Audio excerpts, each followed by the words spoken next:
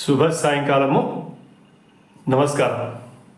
సత్యభాష్యానికి మీ అందరికీ స్వాగతం. నేను మీ రాంబాబు చెరువు. పిచ్చి ముదిరింది రోకలు చుట్టమని ఓ సామెత ఉంది మనకి. రాహుల్ గాంధీ గారి వాళ్ళ వీరాంగం వేశారు. ఏమిటి వీరాంగం? మనం బీజేపీని కొట్లాడట్లేదు, ఆర్ఎస్ఎస్ని కొట్లాడట్లేదు. ఎందుకంటే వీళ్ళిద్దరూ అన్ని ఇన్స్టిట్యూషన్స్ అంటే సిబిఐ, ఈడీ, ఇన్కమ్ ట్యాక్స్, తర్వాత హోమ్ డిపార్ట్మెంటు, ఇవన్నీ ఏ గవర్నమెంట్ ఉన్నా వాళ్ళే పరిపాలిస్తారు. కానీ ఈసారి మాత్రం ఆయనకి ఎందుకు జ్ఞానం కలిగిందంటే మొత్తం డిపార్ట్మెంట్స్ అన్ని వీళ్ళే కంట్రోల్ చేస్తున్నారు. కాబట్టి మనం బీజేపీని, ఆర్ఎస్ఎస్ని కాదు, భారతదేశంతో కొట్లాడుతున్నాం, ఇది మీరు తెలుసుకుంటే మంచిదని కాంగ్రెస్ వాడిని ఉద్బోధిస్తూ ఆయన మాట్లాడిన మాటలు. ఇది మరి పిచ్చి ముదిరింది అనుకోవాలా, లేదు మొన్న థాయిలాండ్ వెళ్ళొచ్చిన తర్వాత కొత్త జ్ఞానం కలిగింది అనుకోవాలా? ఈ దేశాన్ని ఎట్లా భ్రష్టు పట్టించాలని ఆ పంచమక్కాలతో కలిసి ఇది ఇంకో కుట్ర పన్నే ప్రయత్నమా? ఈ ఒక్క వీడియో వారిది మీరు వినండి. విన్న తర్వాత మనం తదుపరి మాట్లాడుకుందాం. Fighting a political organization called the BJP. That we are fighting a political organization called the RSS. You have not understood what is going on. The BJP and the RSS have captured every single institution of our country. We are now fighting the BJP, the RSS and the Indian state itself. Rahul Gandhi గారు ఏమన్నారో మీకు అర్థమైంది కదా స్పష్టంగా. We are fighting the Indian state అని అంటున్నాడు. అంటే పాకిస్తాన్ ఒక పక్క నుంచి, బంగ్లాదేశ్ ఒక పక్క నుంచి, చైనా వాడు ఇంకో పక్క నుంచి, అమెరికా వాడు ఒక పక్క నుంచి మన మీద దాడి చేస్తూ ఉంటే తగుదనమ్మా అని ఇంట్లోంచే నేను కుంపటి పెడతాను, బయట వాళ్ళు రావడం ఎందుకు అని. ఇంటి దొంగని ఈశ్వరుడైనా పట్టలేడు అంటాం కదా, అట్లాగే ఇంట్లోనే విద్రోహం పుడితే ఇంకేమిటి?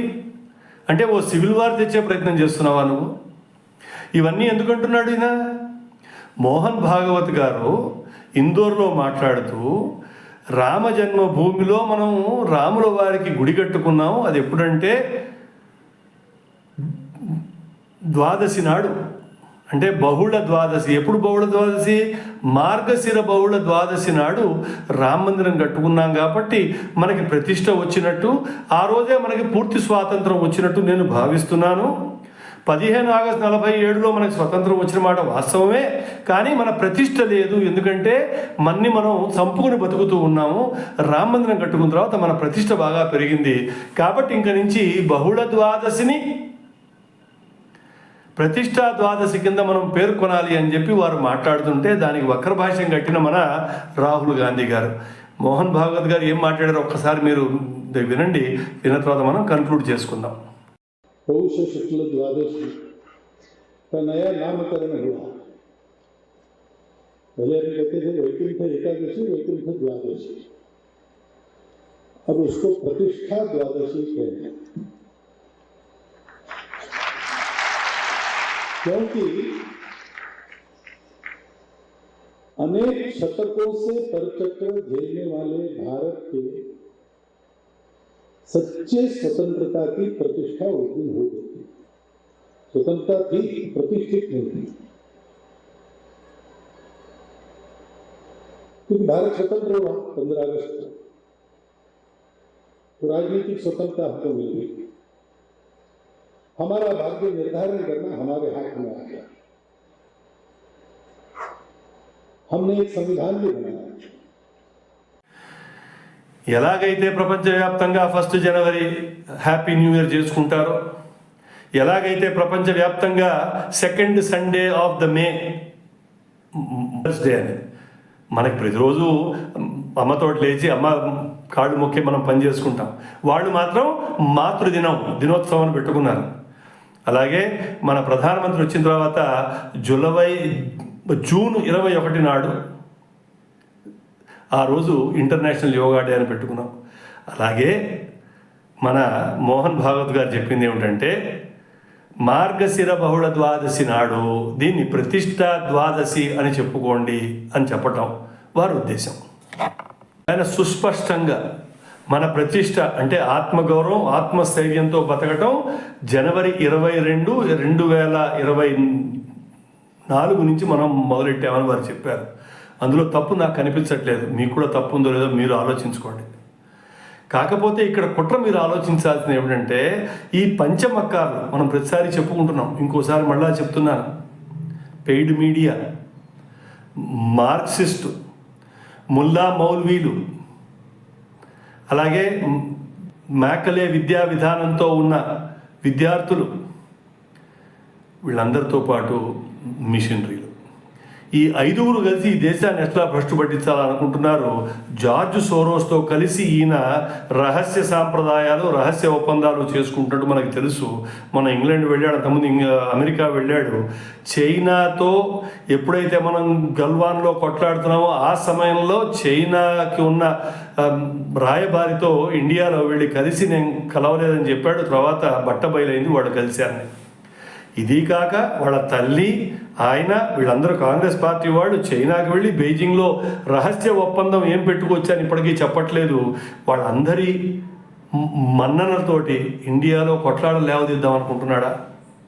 అంటే ప్రతిష్ట మనకి హిందువులకు అక్కర్లేదా? ఎంతసేపు ముస్లిమ్సు, మైనారిటీసు ఏమన్నా అంటే టూల్ కిట్లో భాగంగా దళితులు, ఓబీసీలు అంటూ ఉంటాడు. ఇవన్నీ కూడా లిప్ సర్వీసెస్. ఇంకో మాట ప్రతిసారి ఏం మాట్లాడుతున్నాడు, రాజ్యాంగం పట్ల వీళ్ళకి భద్రత లేదు, రాజ్యాంగం పట్ల వీళ్ళకి గౌరవం లేదంటున్నాడు. రాజ్యాంగాన్ని మార్చింది వాళ్లే ఎక్కువ సార్లు అన్న విషయం ఆయన మర్చిపోతూ ఉంటాడు. కాకపోతే ఒకటి అనిపిస్తుంది, నాకు అందవలసిన కుర్చీ నాకు అందట్లేదే, దాన్ని ఎట్లా కూడా నేను సాధించాలి, దేశాన్ని మీద మళ్ళా ఒకసారి స్వతంత్ర పోరాటం అన్నా చేసి నా కుర్చీని నేను కాపాడుకోవాలనుకుంటున్నాడు. రాజీవ్ గాంధీ గారు వాళ్ళ కుటుంబం నుంచి లాస్ట్లో ఆయన ఆ సీట్లో కూర్చున్న తర్వాత, రాజీవ్ గాంధీ గారు పోయిన తర్వాత ఒక కాంగ్రెస్ ఆయన పివి నరసింహారావు గారు, అంటే మన పంతులు గారు ఏలారు. తర్వాత 10 సంవత్సరాల పాటు మళ్ళా సోనియా గాంధీ ఏలిన మాట మీరు మర్చిపోవద్దు. మన్మోహన్ సింగ్ ముందు చూపించేందుకే ఏలింది మళ్ళా సోనియా గాంధీయే. గత 12 ఏళ్లుగా వీళ్ళ చేతుల్లో రాజ్యం లేదే అని ఆ రాజ్యకాంక్ష కోసం, ఆ కుర్చీ కోసం, దేశాన్ని విభజించేందుకోసం, హిందువుల్ని అవమానించేందుకోసం, ముస్లింల తుష్టీకరణ కోసం అని చేస్తున్నాడని మనం ఎందుకు అనుకోకూడదు? కాబట్టి నా విన్నపం ఏమిటంటే, కాంగ్రెస్లో ఉన్న ప్రతి హిందువు ఈ మాటని గుర్తించి వీలుంటే ఇంకొక పార్టీలోకి రండి. వాళ్ళతో ఉంటే కనుక ఈ దేశాన్ని భ్రష్టు పట్టించేందుకే ఇవాళ కాంగ్రెస్ పార్టీ పనిచేస్తున్న విషయం రాహుల్ గాంధీ చెప్పిన we are also fighting the Indian state అన్నాడు చూడండి. భారత రాజ్యంతో మనం కొట్లాడుతున్నాం అన్నది నాకు గుర్తొస్తోంది. రజాకార్ల పోరాటంలో రజాకార్లు అందరూ వచ్చి వాళ్ళ ఆయుధాలు వాళ్ళు ఇచ్చేశారు అంటే ఎవరికి ఇచ్చారు? మన భారతీయ కమ్యూనిస్ట్ పార్టీ వాళ్ళకి ఇచ్చారు. కమ్యూనిస్టు వాళ్ళు లెనిన్ చెప్పాడని, మార్క్స్ చెప్పాడని సాయుధ పోరాటం అని భారతదేశానికి విరుద్ధంగా కొట్లాడారు 2 ఏళ్ల పాటు. కాబట్టి రాహుల్ గాంధీకి మళ్ళా ఆ మార్క్సిస్టే పూనారేమో, ఆ కామ్రేడ్లే పూనారేమో. కాబట్టి హిందూ సోదరులందరికీ నేను చెప్తోంది ఏమిటంటే, అప్రమత్తంగా ఉండండి. వాడు తెలివి లేనివాడు, తెలివి తక్కువ వాడు అనుకోకండి, పప్పు అనుకోకండి. చాలా కుతంత్రంతో ఉన్నవాడు, దుర్యోధనుడు తర్వాత దుర్యోధనుడు లాంటి వాడు ఈ రాహుల్ గాంధీ అని నా అభిప్రాయం. సత్యభాషాని కనుక మీరు మొదటిసారి వింటున్నట్టయితే దయచేసి సత్యభాషాని సబ్స్క్రైబ్ చేయండి. ఈ వీడియోని మీకు తెలిసిన ప్రతి కాంగ్రెస్ వాళ్ళకి పంపించండి. దేశాన్ని, ధర్మాన్ని కాపాడుకుందాం. వచ్చే సీస్ కొరకు ఉంటాను మరి. రాంబాబు చెరువు, హైదరాబాద్.